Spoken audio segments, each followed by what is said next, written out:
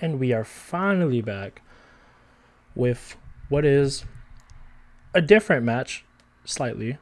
Is going to be Whitebeard versus Sakazuki.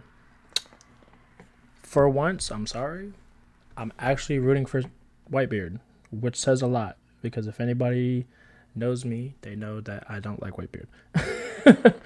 But honestly, seeing Saka back to back to back, truthfully, let's see something a little different. But yes, we're gonna go ahead and see this match starting off with Whitebeard going first. Starting off with the Nami search, which is definitely kind of revealing. We see the Nico Robin, which is actually really good in this matchup, specifically for that Rebecca play, because that on play will pop that Rebecca and get it on out of here. So definitely is something good to start off in your hand. But Saka is also going to start with their own search, getting up a new popping off, and they have all three targets right there. So definitely it's a question on what it is they want to get. They have Ceron, it seems like Great Eruption, and a Kuzan, if I am correct. Yes, and we're going to go ahead and see that Kuzan being pulled, Great Eruption, and Ceron are going to be trashed. Yeah, definitely, chat. I do agree with you. I never thought I'd be cheering on Whitebeard myself, but, you know, today's the day. Passing it on back over to the Whitebeard. So we're going to go ahead and be on a 3-Dawn turn. We're going to see a 7k swing, and that's just to chat just a little bit about how Whitebeard is still having some type of play in this day and age with OP06 is the fact that just having the 6k leader is so pivotal, because having that one down investment to go ahead and swing for 7 is just a perfect swing amount to have your opponent have to discard a 2k and an additional 1k or just take the life kind of thing. So definitely it's something that still shows play. But can we just go back to this board state real quick? Having to see 3 Namis back to back, just getting hand advantage every single time. We saw the Nico Robin, we saw the 0 cost event, and now we're seeing the Sanji.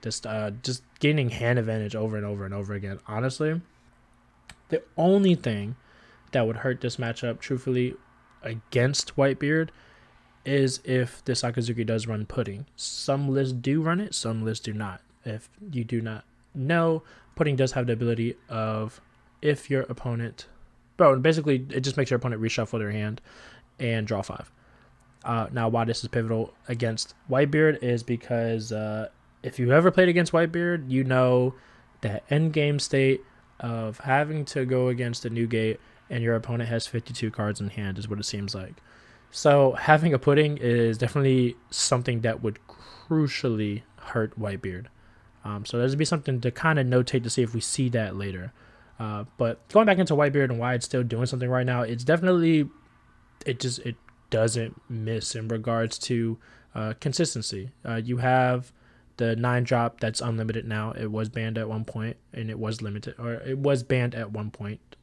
I'm sorry, no, it was limited to 1, as well as the 4-drop, but now that they're back to being unlimited, just playing back-to-back 9s against some of these board states that what you'll see with Saka, where they have not low cost characters or low powered characters, but like the Rebecca blocker can easily be popped with a Newgate when swinging. The Marco could easily pop a Bernu on play. Like they basically still have some type of consistency for Newgate to actually be doing something in this day. And as we talk about Marco appears. But definitely it's something that along with a number of other things makes Whitebeard still present. Is it the overall best meta deck? No, but it's a little bit under tier 1 in my opinion. But as we're seeing back and forth, we saw Saka play the Kuzan, which is definitely a big play for sure, and it would have to be on Whitebeard to try to get rid of that before they get to their big Dawn turns of having the Ace or the Whitebeard. Otherwise, that Whitebeard play would be almost kind of pointless, because Kuzan will easily just help get rid of that. But as we're seeing right now on what seems to be the 6-Dawn turn for Saka, we're going to see the Bernu swing onto the Nami just to get the easy swing going and clear that board. Otherwise, those Namis and Izos will do some cheap chips of damage, honestly, if they can get away with it. Now we're going to also see the 6k swing onto leader, which, I mean, honestly, Newgate just has to discard a 1. And that's another thing that's painful. You have to invest 2 Dawn, if not almost 3, to get a 2k out of a Whitebeard's opponent's hand. So that's also something to notate as well. But Whitebeard over here is thinking on what it is they want to do. And honestly, yeah, Carlos playing Whitebeard has quite a bit in hand. So honestly, quite a bit of decisions. But we're going to go ahead and see the Marco getting trashed. Interestingly enough, we did just see that get searched. And now we're going to go ahead and see that 2-cost event that just bottom decks 2. Cannot even be mad at that. Question is, honestly, is the targets really worth it? Oh, I apologize. It was not activated. It was trashed. Do apologize for that. But we do see the 5 being played for Sabo, and Sabo's going to obviously draw to trash 2, and we're probably going to see some fodder for Gecko Moria play in the follow-up turn. Stuff being trashed into grave.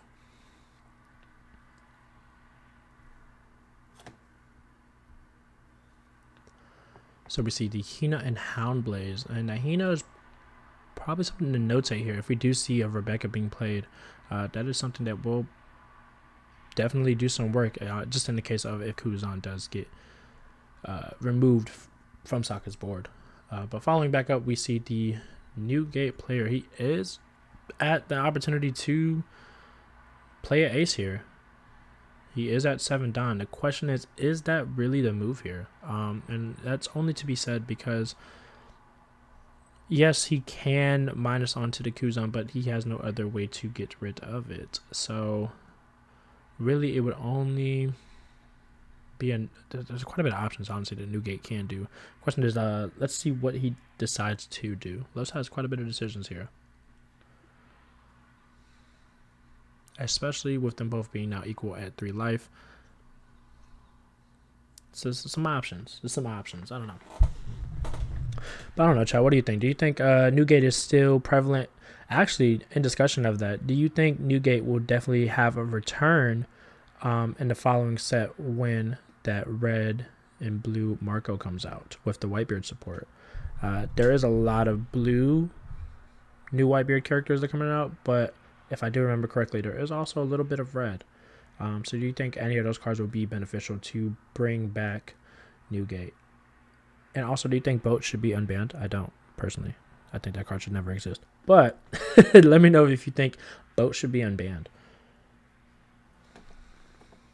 So we're going to see a 6k swing from Newgate. And that was counted out for a Ceron.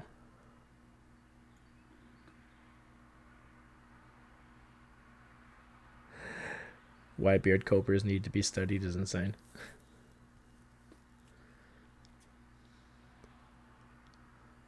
So let's go ahead and see what Los does here. Do apologize. Let that man die already is insanity. I do agree with that statement. So we're going to see a 6k swing with Ezo.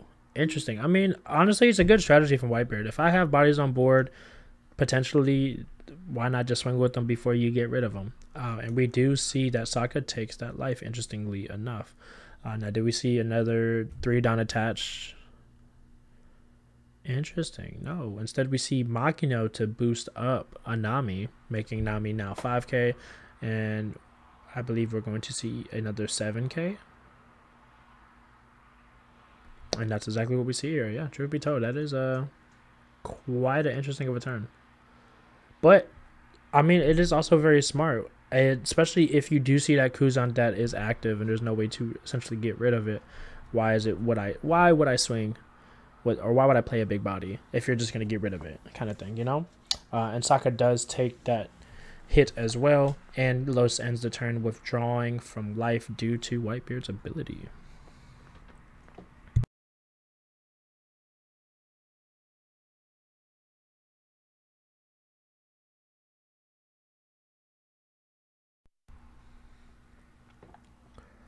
So now we are back on the Sokka turn, and now Sokka is at 8 Don. Do we see a Gecko play here? I don't really think it should happen, personally, per se, but, well, let's see what he does. So we're going to see the Bernu swing, most likely onto the Machino. Yep, and Machino is gone. Definitely something you need to get rid of for sure. Now, what is the strat here? Do we play Gecko, fill board up to get the follow-up turn of removal? Do we wait for opponent to, you know, go ahead and play out some big bodies and then get rid of? What is it that we're going to do here?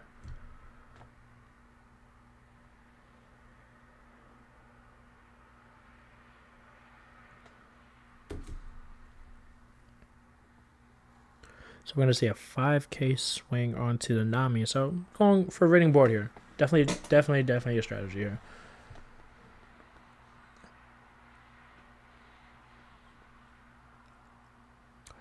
Now, I wouldn't put it past me. I don't believe that there is a Lucci in trash. If so, that definitely would be something to go ahead and get rid of those small bodies, the Izo and Nami. 2-for-1 combo while still maintaining some type of board presence. But the question is whether or not do we want to go for that. Do we go ahead and swing on? And yep, that's exactly what we're going to see here. Kuzan is actually going to put in some work and swing? Question mark? No? Yes? No? Maybe? He topped the Florida region a couple weeks back, still putting in work. Absolutely, yeah. Whitebeard definitely is something that has to be respected. We're going to go ahead and see a 7K to lead. So either Los is going to go ahead and drop a 2K, or he's going to go ahead and take that life. And with so many cards sitting in hand, it's kind of painful to see if he took that life. But he's going to go ahead and counter out for the 2K. Doesn't matter. Let him sleep. Honestly, I think the biggest thing as to really why Whitebeard is so consistently good at topping is because a lot of newer players don't know how to play Whitebeard. Play against Whitebeard. They don't expect it. They don't expect it, as well as they don't understand or have the experience of playing it from like sets ago. Like someone such as myself, or like more of like veteran players that have played against it so many times when it first came out and when it was like the deck to play, we kind of just know how to get around it and can strategize for it. But exactly, great question. Wait, I'm a new player. How do you play against Whitebeard? Exactly. So it's one of those things where a lot of newer players just don't know how to play against Whitebeard. They haven't played it. They haven't either played with it or played against it to understand what exactly is going on. So it's just one of those things that definitely is also something to have to get over playing against Newgate. Because, yes, it is a 6K lead. You have 6 life. That hand advantage is ridiculous. Like, the only other 6K leader that we've ever had is the Luffy. And it's one of those things where it's that Luffy compared to Newgate is 2 different decks entirely, for sure. But definitely the 6K consistency is ridiculous. But we did see Saka played that interesting turn of playing the Bernu and then also just having hard playing the Lucci. So definitely it was something to just build board presence, honestly. And we saw the 6K swing, I believe, most likely onto the Kuzan. But what we're going to see here is now a Luffy swinging in for 9 to life and a pass, interestingly enough. Los does have quite a bit of cards in hand, truth be told. And he does have 1 Don active, so would not put it past me if it was a, let's say, a Rad Beam, Guard Point, or anything of the sort like that. But it is definitely, man, I think it's an awkward turn, truth be told. In regards to how to swing. That's the biggest thing, actually, with going into Newgate, is when you get to this turn, your opponent has 1 life left, they have 1 Don, and what number sequencing do I swing with? Newgate's already a 6K leader.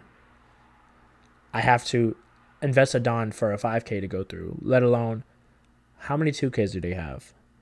What events do they have? Do they have zero cost events? So we did see Newgate search one earlier. He has one Don active. He is at 1 life. We're about to see a Rad Beam or a Guard Point. This is the awkwardness of swinging into Newgate if you haven't had that experience. But what we do see Paul do here is swing 6 onto, I believe, Newgate, minusing onto, obviously, the Luffy. And the question is, what is Los going to discard?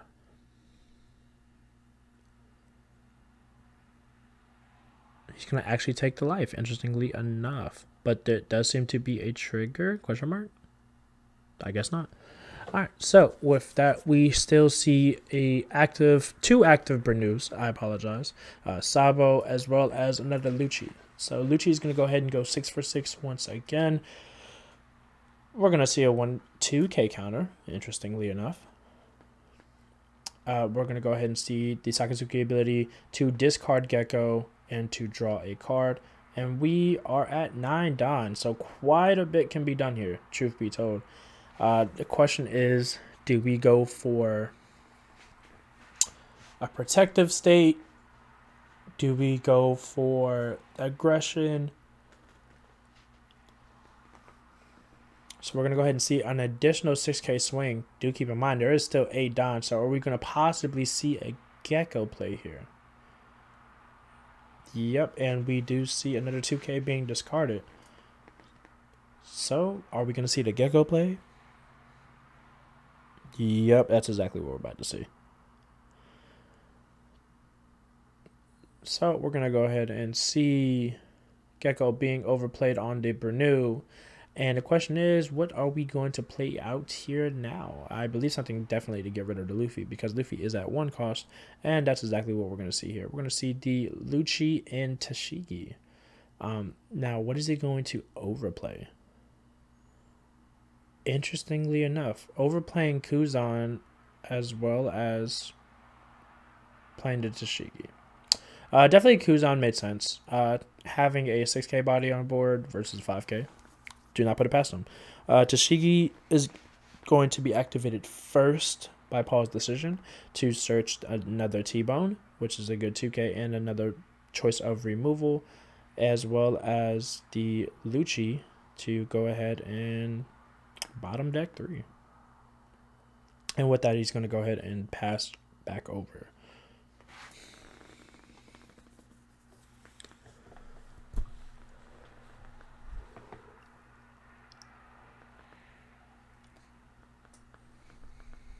So with this is the Newgate turn.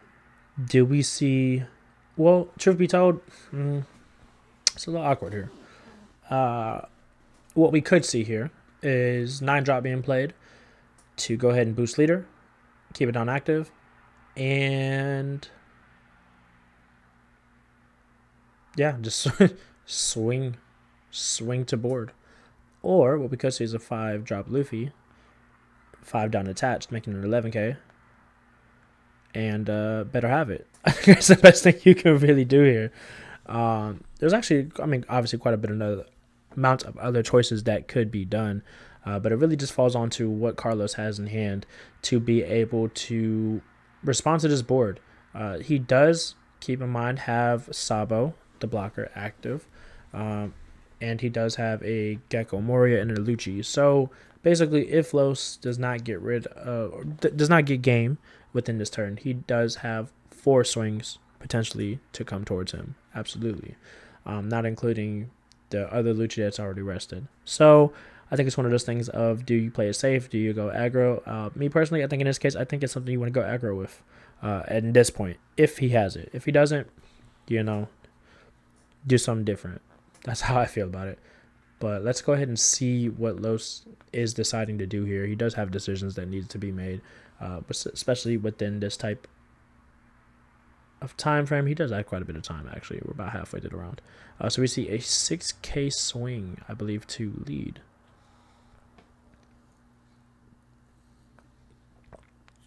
Wouldn't put it past me if we go ahead and see a counter of a 2K. Or do we see the Sabo block? Interestingly enough, yeah, we see a Sabo block. Okay, cool. So that is one potential swinger, definitely off the board if he does decide to go for the defensive. And actually, that's probably what we're going to see here is that, ooh, Jozu. That is another rush character. Jozu is definitely a rush character, and it is definitely going to swing for 9. So it's going to be countered out. That is a 2K. That is 9. Yep. Because Jozu did swing for 8. I do remember Jozu is a 4 for 4. Now with 2 Don left, what do you play here? Do you play Tony's? Do you play Oh, he kept it active. Ah, okay, makes sense. So what Lowe's did was go ahead and get that last swing going, and he is now playing the defensive, and he's putting it on his opponent to get those number sequencing correctly. And that's honestly not an easy task in the slightest. Definitely, I do have to agree with Chad on this one, where it's swing big number, force cards out of hand, or blue pudding him. And we did talk about that earlier. So honestly, this would be quite a huge change of events if Paul does have a pudding in hand.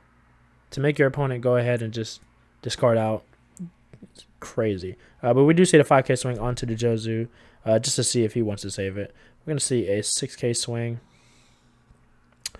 Probably to get some 1Ks out. Yep, and that's what we see there. We see a Thatch. We see another 6K swing with another Lucci. Gonna probably see another Thatch or something of the sort. We don't know what he has in his hand, but let's see.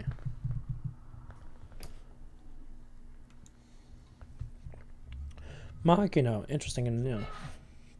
And that is a 2K.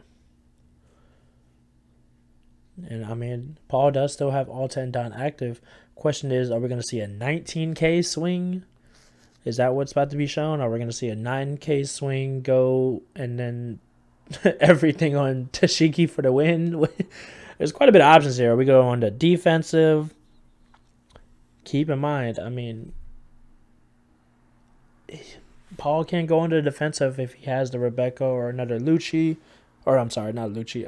Another Sabo to play out there. That is an option here. Do not necessarily agree myself, but you know, let's see what happens. He does still have all 10 active. He has 1 swinger guaranteed. Tishi's an investment, but it is a potential swinger if it is invested into.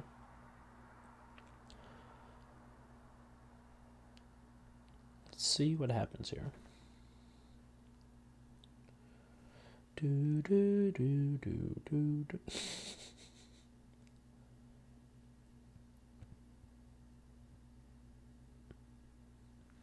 don't know, chat. What do you think in this game state? What are you doing here? Do you believe that Saka's coming out on top in this? You believe Los is coming out? That's I'm not gonna lie. That's quite a bit of cards in Carlos's hand. Truth be told, that's something you have to respect there. So I am not in the slightest shock that Paul is thinking quite decisively on what to do swinging. Double Hound Blaze all in. That is the strategy. We do see a Tashigi being played out to dig just a little bit deeper. And we're going to see another T-Bone. Okay. That's definitely something to be on the defensive with for sure. So now he is left with 9 Don.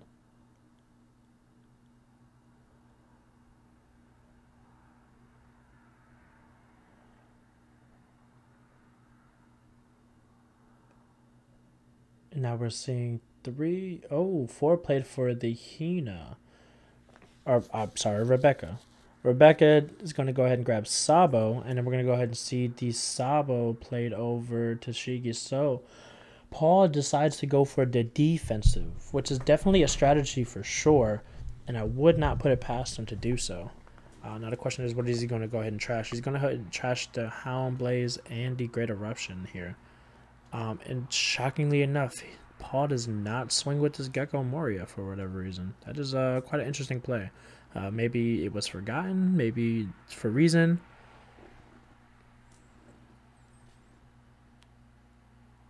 This is going to be quite interesting.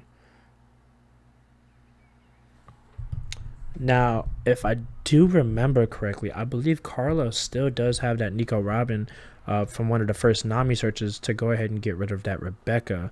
But let's see if I'm wrong about that. But I believe Los still does have that. So if that's the case, it would really just fall on getting over to Sabo. But, you know, let's see what Paul put it on Los to have the answers. He said you can go on the defensive for sure. But I do remember that now, that actually Sabo is on field. So yes, Sabo is effective. Sabo is protecting.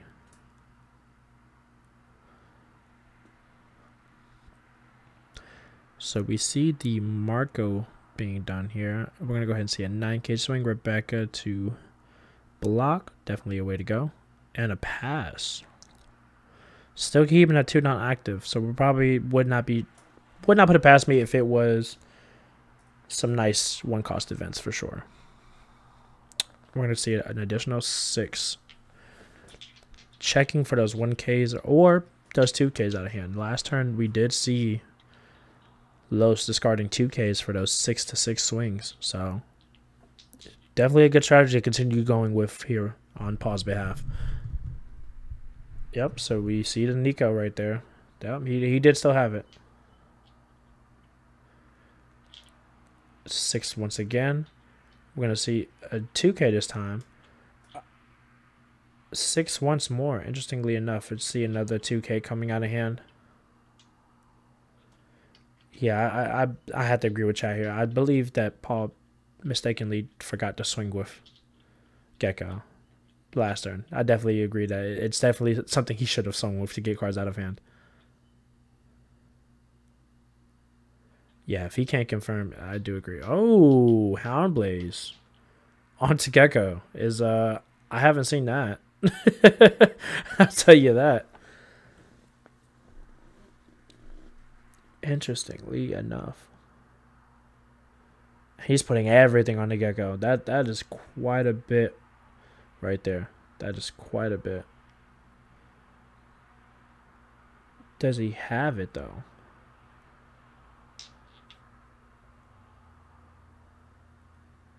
Oh, wow.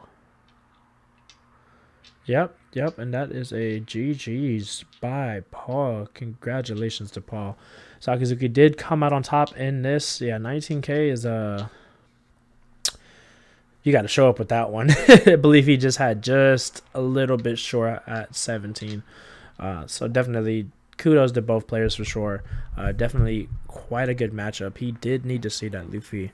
I believe he's explaining to his opponent what could have transpired and everything of the sort. But that definitely was quite a good matchup for sure on both players' behalves.